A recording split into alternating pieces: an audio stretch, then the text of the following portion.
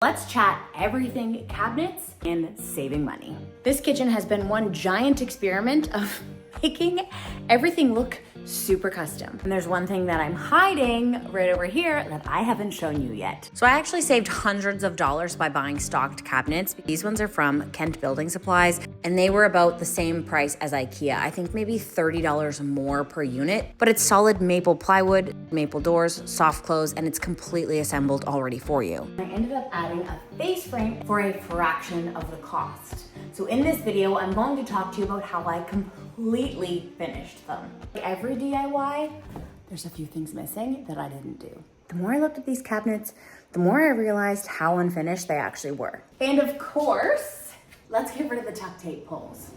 When all of the cabinets were in place, they looked slightly unfinished. The whole reason why I added the face frames in the first place was to make it look like a complete custom kitchen. I'm taking all stocked items and showing you how to upgrade them, so it looks like you hired some fancy designer, but realistically, that's just you. The stove was tucked into this soon-to-be beautiful stone surround that was gonna make you feel so nice while cooking, and then the fridge, homeless. So my next step was building a fridge unit to finally make the kitchen feel finished. And I only have 11 inches to work with, so the actual pantry that's pulling out is just 9 inches wide. It seems small, but then you realize that this unit actually goes all the way to the ceiling, so that's quite a lot of storage. When I got my cabinets, I got one for over the fridge, but I didn't take into consideration when you add a face frame, you have to change it to a drawer. Otherwise, it won't open properly. And that works for the lowers, but it doesn't work for here. So now this looks completely off.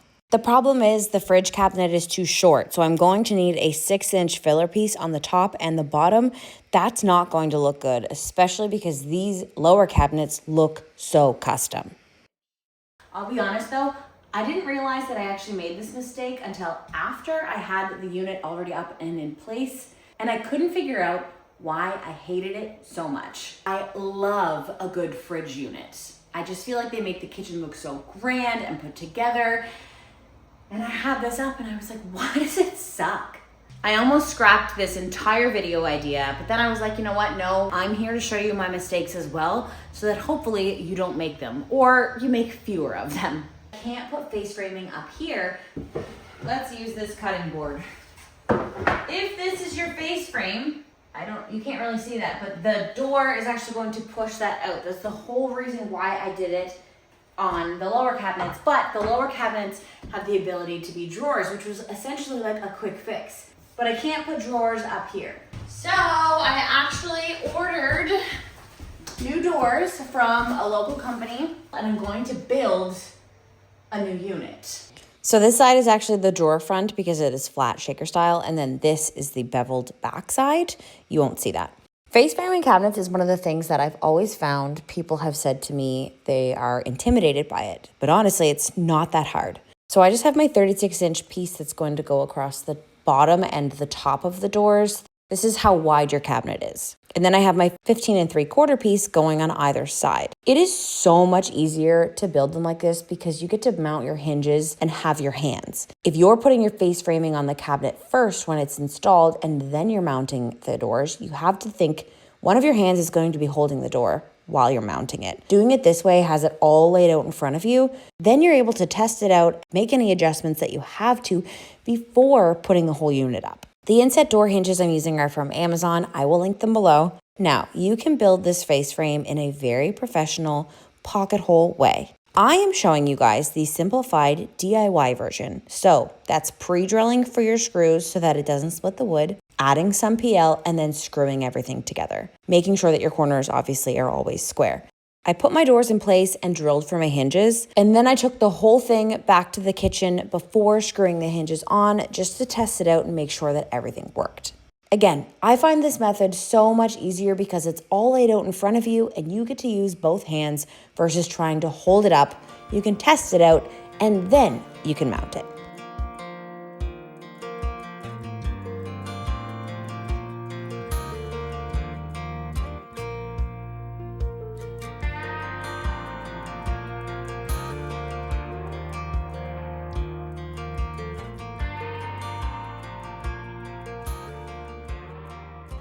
I'm completely aware of these gaps. My issue is I didn't rebuild the box. This is already PL'd in place to the cabinet to the pantry that I built when I realized that I didn't like it. So I'm just gonna put a filler piece here and a filler piece here. You'll never know until you open the doors, and then it really doesn't matter.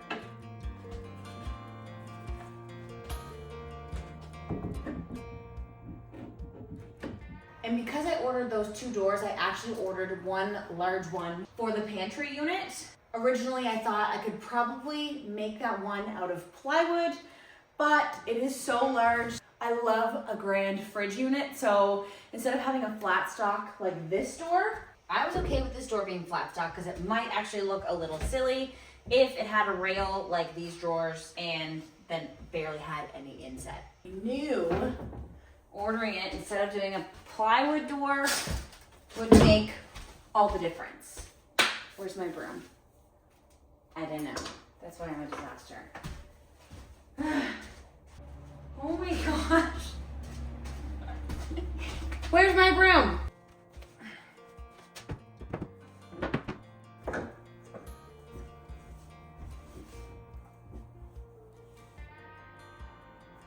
This is actually where layout matters more than most people take into consideration when they're doing a renovation. You'll often hear me say in my videos that the things that you do have to have symmetry. And I don't mean the right and the left of your room has to match completely, but things like this matter.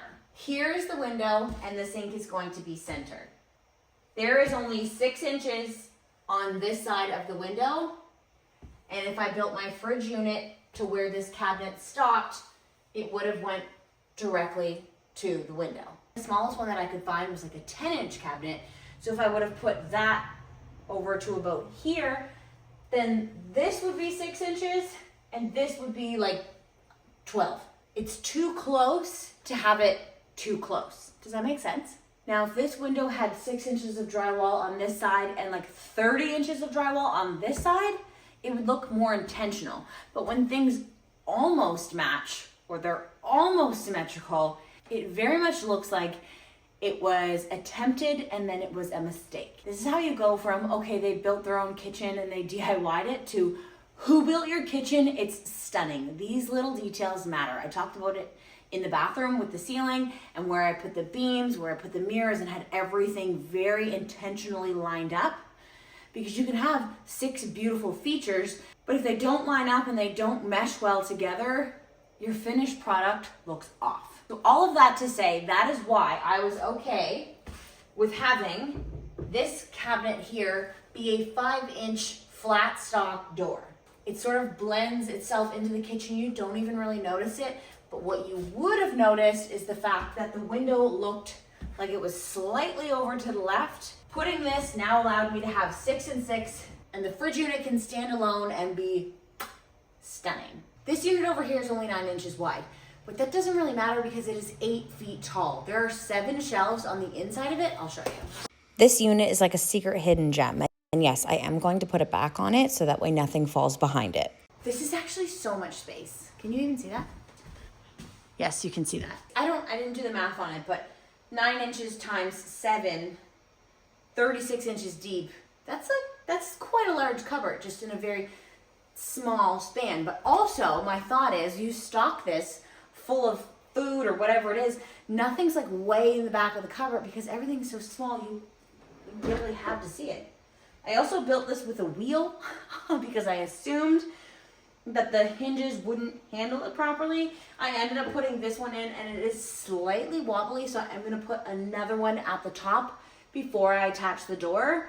This might take some shimming and trying to figure out the smoothest way to get it out, but either way, this is the built-in pantry, and I think once this door goes on, once these units are built, so nice.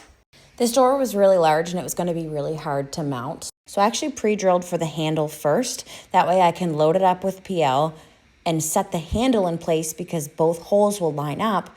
And then when the PL sets, the cabinet door will be on secure. I'm supposed to have this in one piece, but I stepped on it. So we're going to fix that. Even though this is one unit, I'm still going to treat it as if it's 2. Just to zoom out, show you what a messy renovation this actually is. But I'm okay with it because we're literally saving $40,000.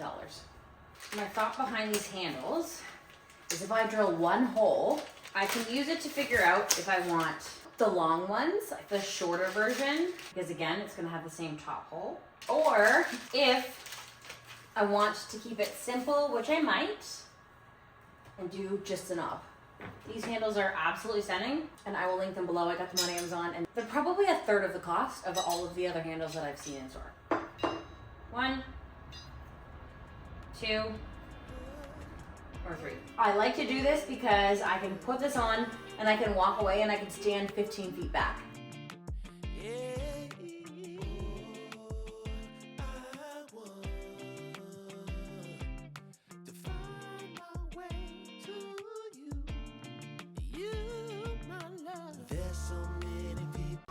I don't even think I need to try the knobs because I feel like I don't like them.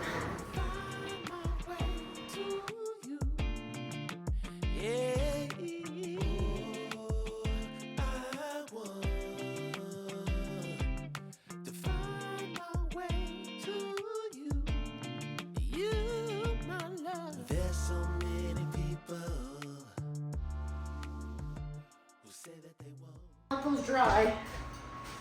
Then I'll cut it to length. Then I'll get it up. We'll get back to the handles.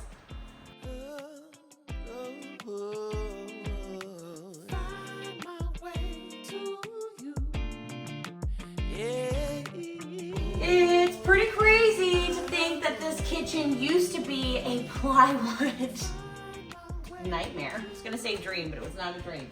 Plywood cabinets, linoleum floor, 2 walls that I completely knocked out, changed the configuration of absolutely everything. And I saved so much money doing it myself. I should probably do a breakdown video of everything that it cost me in comparison to getting somebody else to do it. Let me know if you want that below. Anyway, make sure that you subscribe because my next videos are super cool. I poured the concrete countertop for the island yesterday. Today, I'm actually going to be doing the sink and then the other unit, which will allow me to then finally build my stone arched range, the entire inspiration behind this kitchen. Those videos will be out in a few weeks if you're watching this, and I will link them right here, but until then, I will put the rest of the kitchen series. Make sure that you follow along and let me know if you have any questions because I am in my comments regularly answering them for you. See you next time.